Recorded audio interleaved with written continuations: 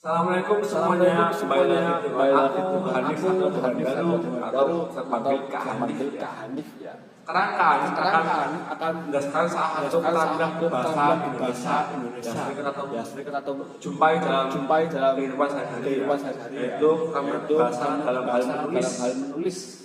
Teman-teman tahu nggak sih apa itu menulis? Pengertian menulis adalah kemampuan untuk menyampaikan pikiran, ide, atau informasi melalui tulisan dengan bentuk fisik dengan cara yang jelas, terstruktur, dan sesuai dengan kaidah bahasa yang berlaku. Nah, kita masuk ke tujuan menulis ya. Secara umum ada empat ya, yaitu menginformasikan, menghibur, mencatat dan mendidik. Itu adalah dari menulis sering jumpai hal umum. Yang ketiga aspek menulis ya.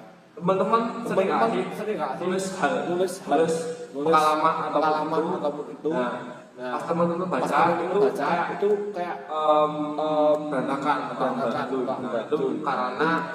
teman-teman tidak menerapkan apa itu aspek menulis ya. Nah, aspek menulis itu agar membaca itu mudah paham apa yang kita tulis ya. Dengan menggunakan ya struktur yang logis dan bahasa yang tepat. Selanjutnya kita akan membahas aspek menulis ada 8. Yang pertama itu penyusunan ide dan tulisan. Ya. Belum menulis bukan apa itu tema atau dan ide yang akan kita tulis. Tema kita pendidikan maupun hiburan. Untuk tulisan yaitu yang digunakan pertama adalah pendahuluan, yang kedua isi, yang ketiga ada kesimpulan. Yang kedua yaitu penggunaan bahasa yang jelas dan tepat. Nah, itu bertujuan agar pembaca mudah memahami apa yang kita tulis. Ya. Hal yang perlu diperhatikan adalah pemilihan kata atau diksi. Lalu yang kedua kalimat yang efektif. Jadi harus langsung, tak boleh ambigu.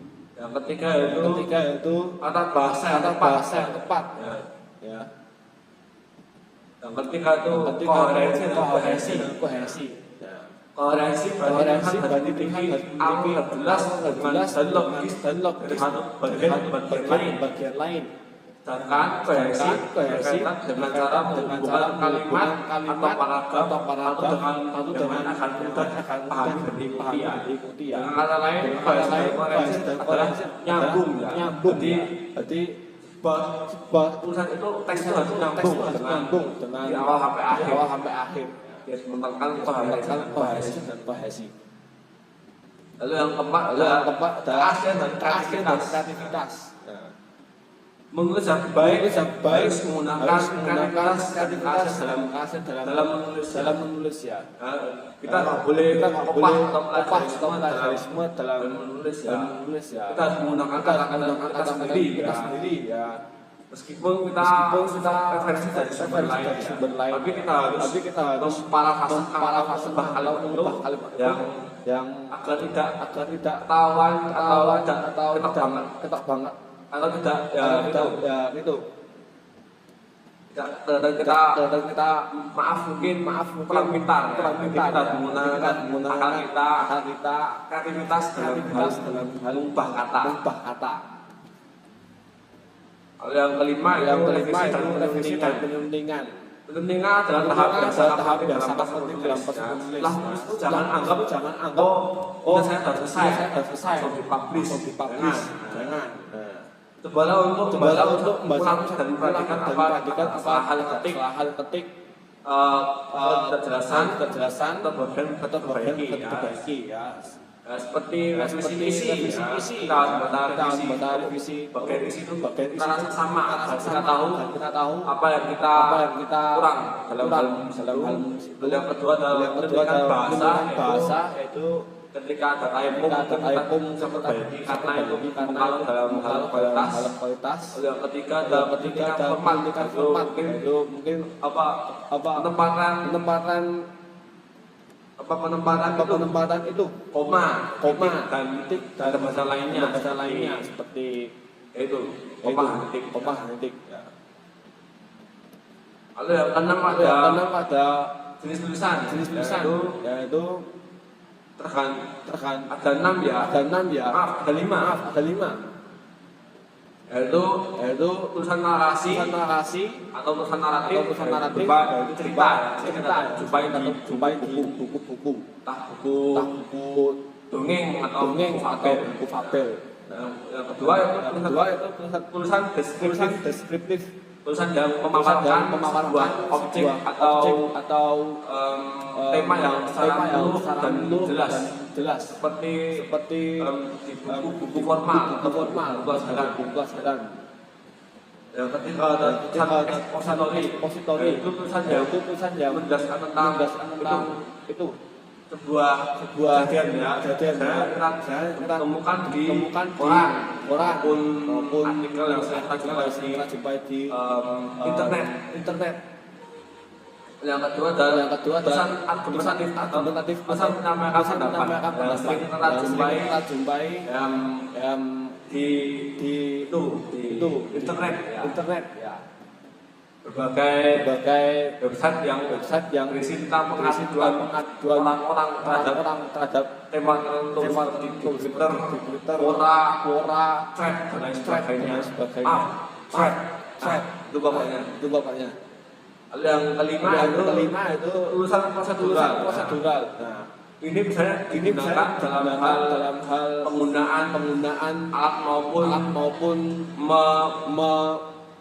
menggunakan benda seperti cara memasak atau cara memperbaiki benda-benda seperti remote TV, alat memperbaiki HP itu kan memerlukan teks prosedural agar kita salah langkah dalam menggunakan atau memperbaiki hal benda kita jumpai.